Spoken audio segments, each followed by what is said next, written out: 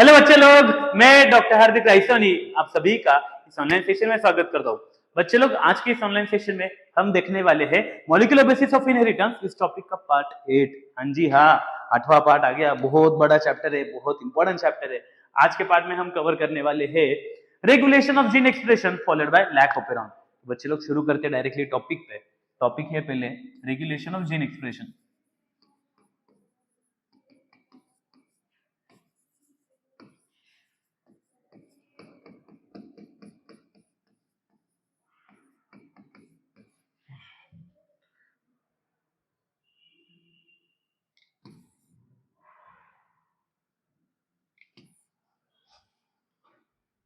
तो बच्चे लोग, रेगुलेशन ऑफ जीन एक्सप्रेशन, ये शब्द से आपको क्या समझ में आता है? हमें रेगुलेट करना है, किसे रेगुलेट करना है? जीन एक्सप्रेशन को।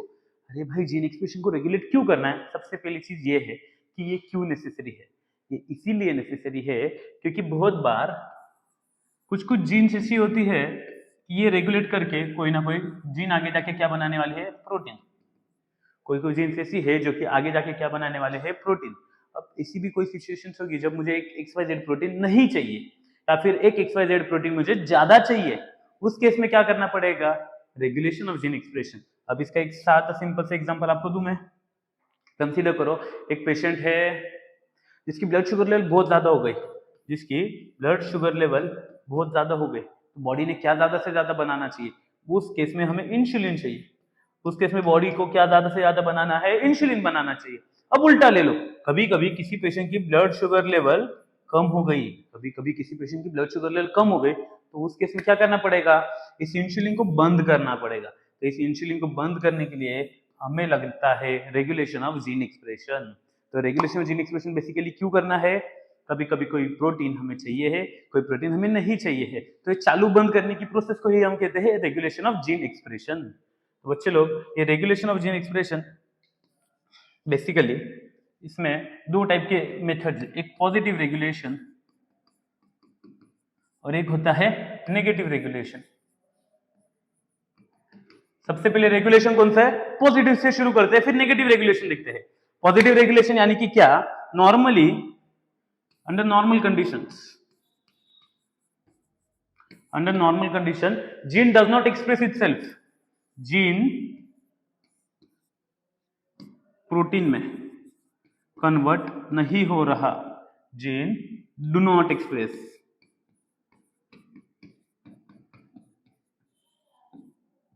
अंडर नॉर्मल कंडीशन अगर जीन खुद को एक्सप्रेस नहीं कर रहा है, प्रोटीन नहीं बना रहा है, इस केसेस में हमें बाहर से सिग्नल देना पड़ेगा। इस केसेस में हमें बाहर से क्या देना पड़ेगा? सिग्नल देना पड़ेगा। एक हमें इंड्यूसर देना पड़ेगा। हमें क्या देना पड़ेगा? इंड्यूसर। इंड्यूसर यानी कि इंड्यूस करना, यानी कि स्टार्ट करना। तो इंड्यूसर क्या होता है? जो स्टार्ट करता है। तो हमें एक इंड्यूसर देना पड़ेगा जो कि ये जीन को प्रोटीन में कन्वर्ट करना शुरू कराएगा। इसे कहते हैं पॉजिटिव जीन रेगुलेशन, यानी कि नॉर्मली जीन एक्सप्रेशन बंद होता है, हमें उसे इंड्यूस कराना पड़ता है, हमें उसे स्टार्ट कराना पड़ता है। उसे कहते हैं पॉजिटिव, या फिर दूसरा नाम है इंड्यूसिबल जीन एक्सप्रेशन। दूसरा नाम क्या है? Inducible gene expression. अब अगला है नेगेटिव जीन रेगुलेशन। दूसरा कौन सा है? Negative gene regulation. Negative gene regulation में क्या होने वाला है? Normally gene expresses itself to produce protein. Gene expresses itself, gene खुद को एक्सप्रेस कर रहा है और प्रोटीन बना रहा है। Gene expresses to produce protein under normal condition. इस केस में हमें क्या करना पड़ता है? हमें ये प्रोसेस को बंद करना पड़ता है। हमें ये प्रोसेस को बंद करना पड़ेगा। इसे कहते हैं नेगेटिव जीन रेगुलेशन। जिस केस में हमें जीन का एक्सप्रेशन स्टार्ट करना पड़ता है उसे कहते हैं पॉजिटिव जीन रेगुलेशन, और जिस केस में हमें जीन एक्सप्रेशन बंद करना पड़ता है उसे कहते हैं नेगेटिव जीन रेगुलेशन। तो बच्चे लोग, ये थे दो टाइप के जीन रेगुलेशन। अब जीन रेगुलेशन कब कर सकते हैं? 4 अलग अलग लेवल्स पे कर सकते हैं। कौन से लेवल से?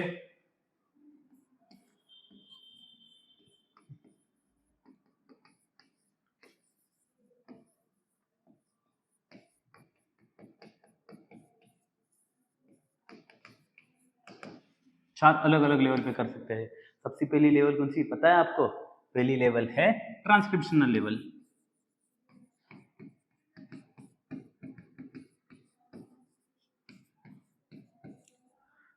हम रोक देते हैं फॉर्मेशन ऑफ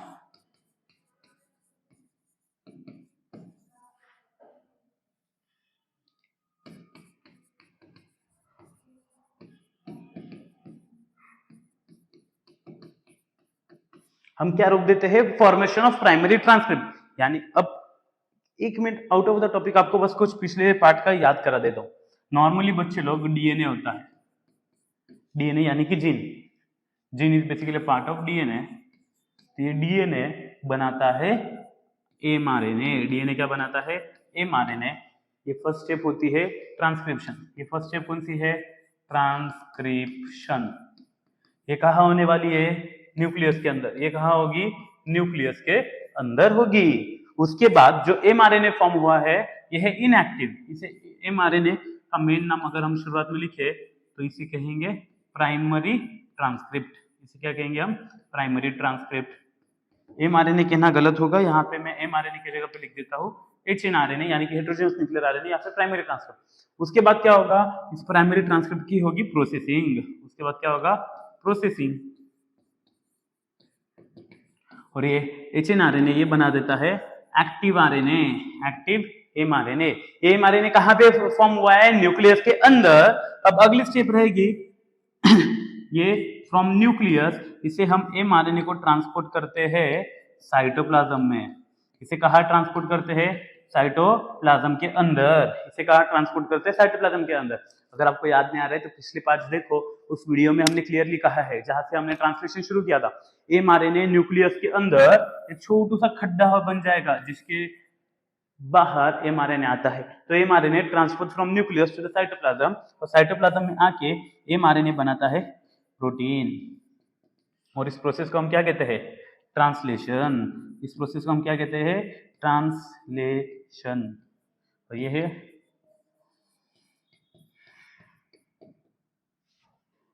चलो अब अच्छे से देखो। अब रेगुलर, ये मैंने आपको क्यों रिवाइज कराया, क्योंकि यही मुझे सिखाना है आपको दोबारा।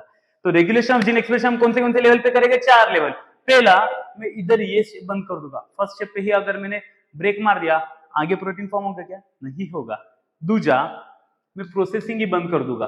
भले ही ट्रांसक्रिप्शन हो जाए, प्राइमरी ट्रांसक्रिप्ट फॉर्म हो जाए, बट अगर मैंने प्रोसेसिंग ही रोक दी तो आगे स्टेप्स बढ़ेगी क्या, नहीं। प्रोटीन फॉर्म होगा क्या, नहीं। उसके बाद अगर एमआरएनए फॉर्म भी हो गया बट वो न्यूक्लियस के अंदर है, वो साइटोप्लाज्म में आया ही नहीं, तो आगे का कुछ प्रोसेस होने वाला है, ट्रांसलेशन होगा क्या, नहीं। और लास्ट, अगर मैंने ट्रांसलेशन ही रोक दिया तो भाई सब कुछ कर लिया है, but finally protein he form नहीं हुआ है, तो जीन एक्सप्रेस कर पाता है क्या, नहीं। तो मेरे पास 4 ऑप्शन है मैं ये प्रोसेस को रोक सकता हूँ 4 अलग अलग लेवल्स पे। तो फर्स्ट लेवल थी ट्रांसक्रिप्शन, हम क्या रोक देंगे, formation of primary transcript. Second है प्रोसेसिंग लेवल। सेकेंड हम कौन से लेवल पे ब्रेक मारेंगे, प्रोसेसिंग लेवल पे। प्रोसेसिंग लेवल पे हम क्या रोक देते हैं, स्प्लाइसिंग। हम क्या रोक देते हैं, स्प्लाइसिंग पे ही हम रोक लगा देते हैं। अगर स्प्लाइसिंग नहीं हुआ तो एमआरएनए एक्टिव होगा क्या, नहीं जी नहीं। नेक्स्ट, थर्ड हमने ब्रेक कहा बोला था, transport of mRNA from nucleus to cytoplasm.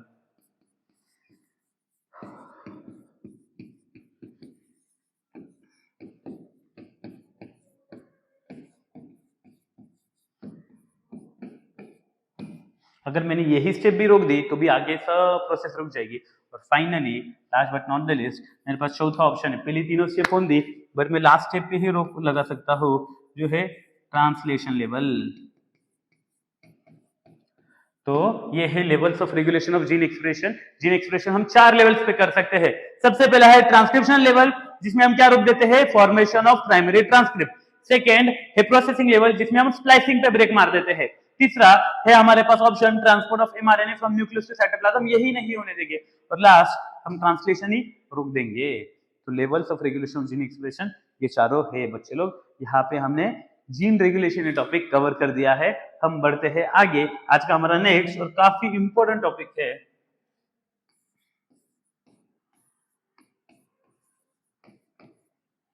Lac operon. Lac operon सबसे पहले किसने स्टडी किया था पता है आपको, मैं बताता हूं ना। आंसर है जैकोब एंड मोनोड। लैकोपेरॉन ये कंसेप्ट सबसे पहले देने वाले ये 2 लोग थे, जैकोब एंड मोनोड। नीट में आया हुआ क्वेश्चन है, तो याद रखना है, was first studied, was first explained by Jacob and Monod। अब 2 अलग अलग शब्द है, उन दोनों के मीनिंग समझते। लैक यानी कि लैक्टोज, लैक यानी कि लैक्टोज। तो भाई ओपेरॉन क्या है? ओपेरॉन है segment of DNA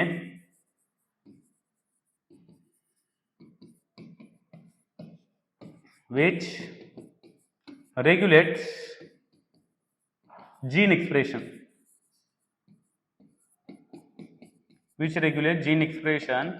at transcriptional level.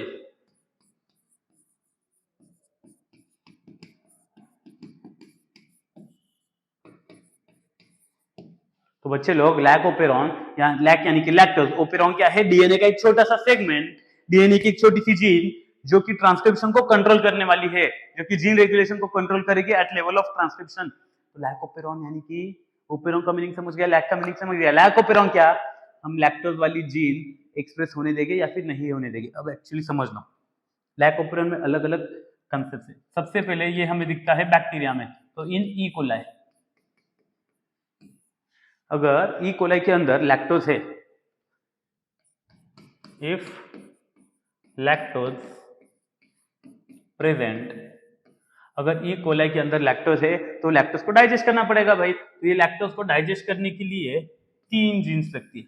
Lactose को डाइजेस्ट करने के लिए कितनी जीन्स लगती है? 3 जीन्स लगती है। सबसे पहले है लैक जेड, दूसरी है लैक वाई और तीसरी है लैक ए। लैक जेड ये जीन ये आगे जाके बनाती है एंजाइम बीटा गैलेक्टोसाइडेज। ये कौन सा एंजाइम बनाती है? Beta galactosidase. लैक वाई ये बनाती है एंजाइम परमीएज। कोई कोई बुक में पूरा नाम दिया है बीटा गैलेक्टोसाइड परमीएज। और लास्ट लैक ए, इसमें it codes for enzyme trans एसिटिलेज।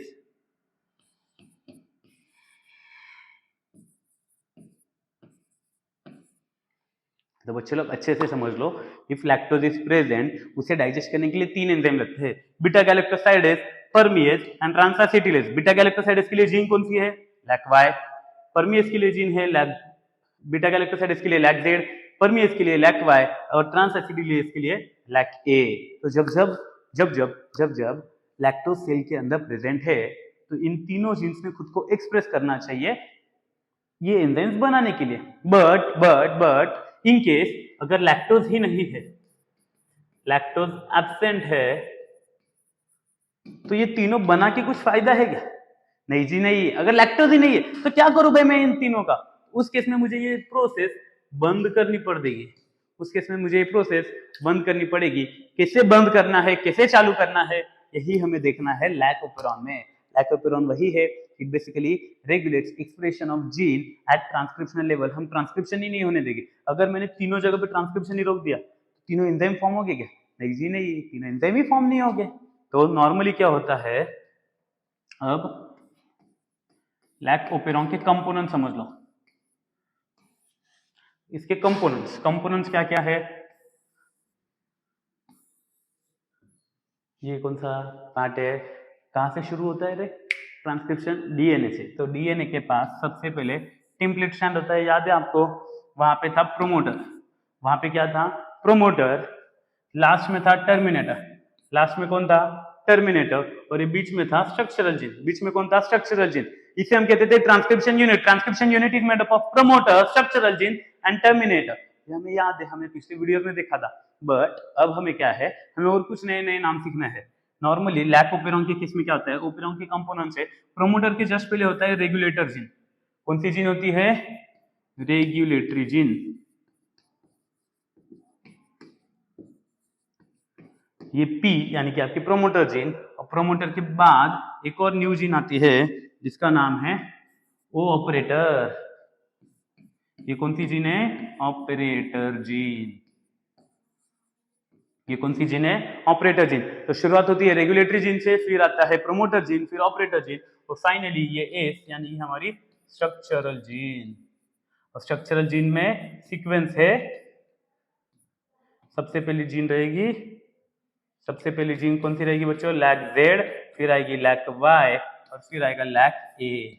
ये जो मैंने लिखे हैं, the components of operon are regulatory gene, promoter gene, operator gene and last structural gene. Structural gene में सीक्वेंस है lac Z, lac Y, lac A. Terminator is not a part of operon. Terminator is not a part of operon. अभी आपको components of operon समझे, अब हम आते हैं actually operon पे। इन लैक ओपेरॉन, इन ई कोलाई, ये सब हम कौन से बैक्टीरिया के अंदर देख रहे हैं? ई कोलाई के अंदर। व्हेन लैक्टोज इज एब्सेंट, ये सब कब हो रहा है शुरुआत में? व्हेन लैक्टोज इज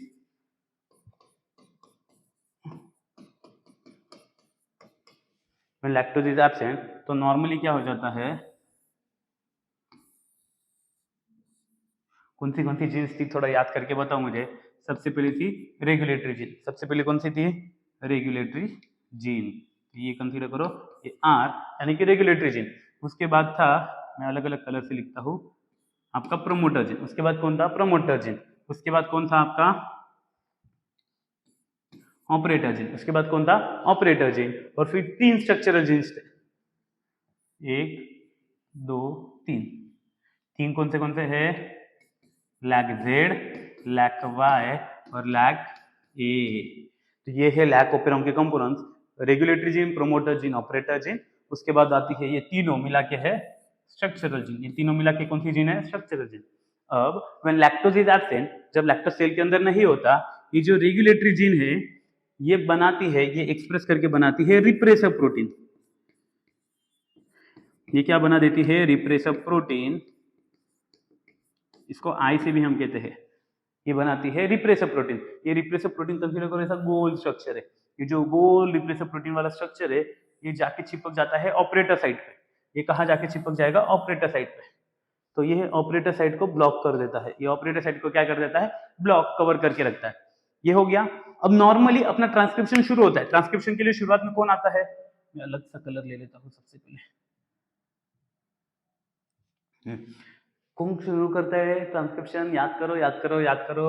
आपको याद आएगा, एंजाइम था RNA polymerase. Enzyme RNA polymerase आता है, प्रोमोटर को बाइंड हो जाता है। तो कंसीडर करो ये आरएनए पॉलीमरेज एंजाइम आया, ये प्रोमोटर को चिपक गया और ये ट्रांसक्रिप्शन को शुरू करेगा। ट्रांसक्रिप्शन को शुरू करता है और रास्ते में ही उसका रास्ता जाम है, उसका रास्ता पैक है। बीच में कौन आ गया है? Repressor protein. ट्रांसक्रिप्शन होगा क्या आगे? नहीं जी नहीं, ये आगे उसे बढ़ने ही नहीं देता है। आप ट्रांसक्रिप्शन का वीडियो अच्छे से देखोगे, आपको दिखेगा कि शुरुआत में आते हैं आरएनए पॉलीमरेज, फिर वो धीरे धीरे धीरे धीरे आगे बढ़ता है। भैया रास्ता जाम है, रास्ता जाम है तो आगे बढ़ पाएगा क्या? आगे बढ़ नहीं पाए तो lac Z, lac Y, lac A, इन तीनों का ट्रांसक्रिप्शन होगा क्या? नहीं जी नहीं, इन तीनों का ट्रांसक्रिप्शन नहीं हुआ। वो तीनों एंजाइम बीटा गैलेक्टोसाइडेज, परमेज, ट्रांसएसिटिलेज, ये फॉर्म हो गए क्या? नहीं। तो जब लैक्टोज सेल के अंदर नहीं होता, वो तीनों एंजाइम भी फॉर्म नहीं होते, वो तीनों एंजाइम भी फॉर्म नहीं होते। अब second condition, when lactose is present,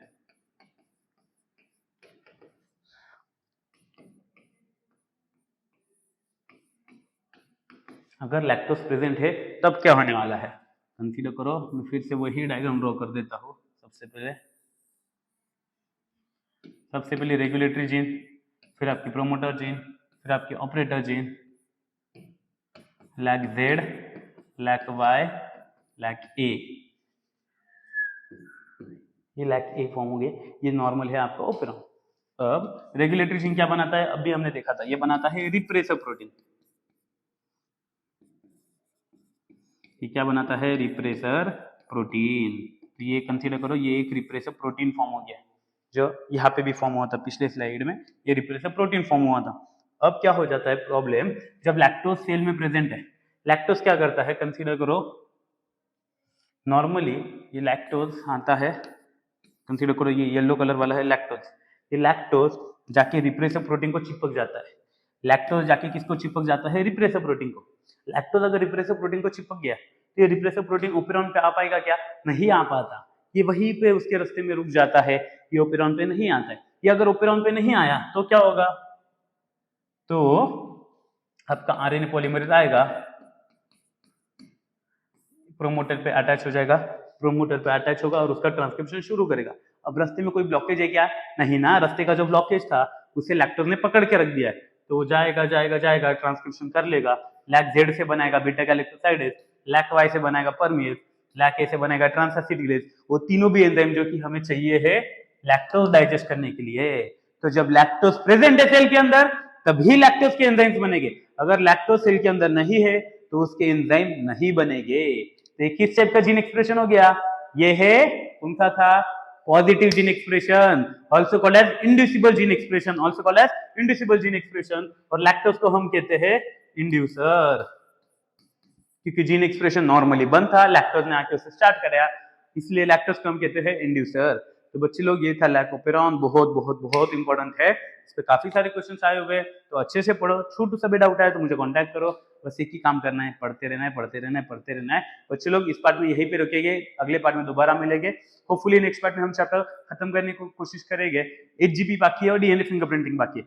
अगले पार्ट में मोस्टली चैप्टर खत्म ही हो जाएगा। तो बच्चे लोग अगले पार्ट में बढ़ने से पहले अब तक जो भी हुआ है उसके सारे क्वेश्चंस कर लेना, कोई भी स्टैंडर्ड बुक रेफर करो और सब क्वेश्चंस कवर कर लो और फिर ही आगे चैप्टर को कंक्लूड करो। बच्चे लोग अगले पार्ट में दोबारा मिलेंगे, तब तक के लिए bye bye, see you, take care, अलविदा।